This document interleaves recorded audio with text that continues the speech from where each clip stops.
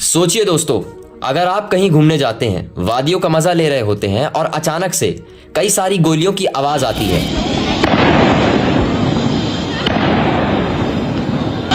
Nobody... और आप भी गोलियों का शिकार हो जाते हैं, या फिर आपके परिवार के सदस्य जो कि आपकी कभी दुनिया थे, वो भी गोली का शिकार हो जाते हैं। जिनसे आप सबसे ज्यादा प्यार करते थे, वो मिनट भर में आपको छोड़ करके चले जाते हैं बिना किसी कसूर के। उन गोलियों का शिकार हो जाते हैं बिना किसी वजह के। सवाल यहां यह आता है कि गोली चली क्यों ऐसी जगह पर जहां लोग घूमने जाते हैं। और सवाल यह भी आता है कि क्या घूमने वालों के लिए वहां सिक्योरिटी नहीं थी।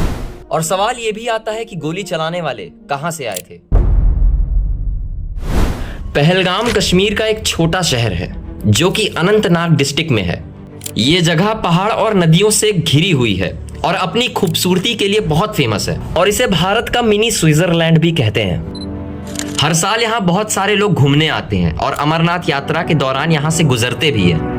पहलगाम को शांति का प्रतीक, सौंदर्यता का एक बेहतरीन एग्जाम्पल माना जाता है। लोग घूमने आए थे, कोई अपनी फैमिली के साथ तो कोई छुट्टियां बिताने, तो किसी की शादी के सिर्फ 6 दिन हुए थे तो वो अपना हनीमून मनाने के लिए आए थे। 22 अप्रैल 2025 को पहलगाम में टेररिस्ट का अटैक होता है जिसमें 26 लोग मारे जाते हैं, जिसमें 25 हिंदू होते हैं और वहाँ का एक लोकल जो खच्चर चलाता है वो मुस्लिम होता है। तकरीबन 4 लोग थे जो कि आर्मी की ड्रेस में थे। AK-47 गन का यूज करके लोगों को मारने से पहले उनका धर्म पूछा। ये साफ दर्शाता है कि उनकी घिनौनी सोच कैसी है, कि किस तरह वो हिंदू और मुस्लिम के बीच हिंसा और दहशत का माहौल बनाए और हिंदू और मुस्लिम एक साथ रहते हुए भी सेफ फील ना कर पाए और आपसी में लड़े एक सिविल वॉर की तरह।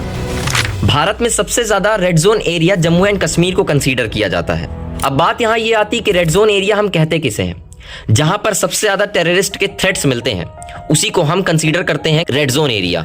जम्मू एंड कश्मीर का कुछ हिस्सा जैसे कि LOC के पास वाला एरिया और कुछ साउथ कश्मीर के डिस्ट्रिक्ट जिसे हम रेड जोन मानते हैं और उसी में अनंतनाग और पुलवामा जैसे डिस्ट्रिक्ट भी आते हैं। अब सोचिए दोस्तों, रेड जोन एरिया होते हुए भी अगर वहां पर सिक्योरिटी टाइट ना हो तो ये एक बहुत बड़ी लापरवाही है। सोचिए दोस्तों, बैसारन वैली जो कि ऐसी सुंदर जगह है, वहां एक भी पुलिस मिलिट्री नहीं, एक भी सिक्योरिटी का सोर्स नहीं, जिसके चलते 26 लोग आतंकवादी के द्वारा मारे जाते हैं। इससे पता चलता है कि आम सिटीजन की जान की क्या कोई वैल्यू नहीं। जब किसी कंट्री में गवर्नमेंट चुनी जाती है आम जनता के द्वारा, तो वो हर चीज को नजर में रखते हुए वोट देते हैं, चाहे वो गवर्नमेंट के राइट्स डिसीजन हो, या फिर चाहे वो इक्वालिटी को देखते हुए हो, या फिर चाहे उनकी सिक्योरिटी के लिए हो। इस हमले को देखते हुए और साल दर साल जितने भी हमले हो रहे हैं उनको देखते हुए, क्या ये गवर्नमेंट हमारे लिए सही डिसीजंस लेती है सिक्योरिटी के मामले में? हमारी सिक्योरिटी गवर्नमेंट की जिम्मेदारी है।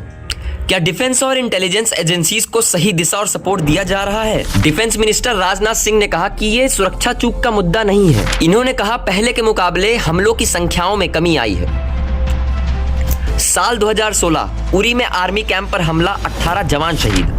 साल 2019 पुलवामा में CRPF कन्वे पर सुसाइड अटैक, 40 जवान शहीद। साल 2020 सुकमा छत्तीसगढ़ में माओइस्ट हमला, 17 सुरक्षा कर्मियों की मौत। साल 2021 सुकमा बीजापुर में काउंटर अटैक, 22 जवान शहीद। साल 2023 पूंछ राजौरी में हमला, 5 जवान शहीद। साल 2024 रेसाई में जम्मू कश्मीर में बस पर हमला, 9 यात्रियों की मौत। अब 2025 पहलगाम।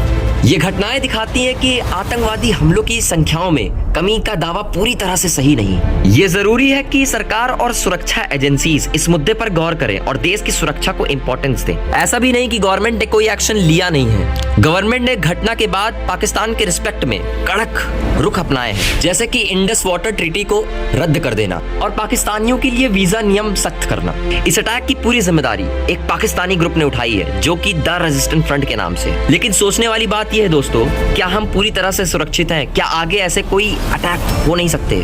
क्या हमें गवर्नमेंट आश्वासन दे सकती है? क्या गवर्नमेंट इसके विपक्ष में और कुछ भी कर सकती है?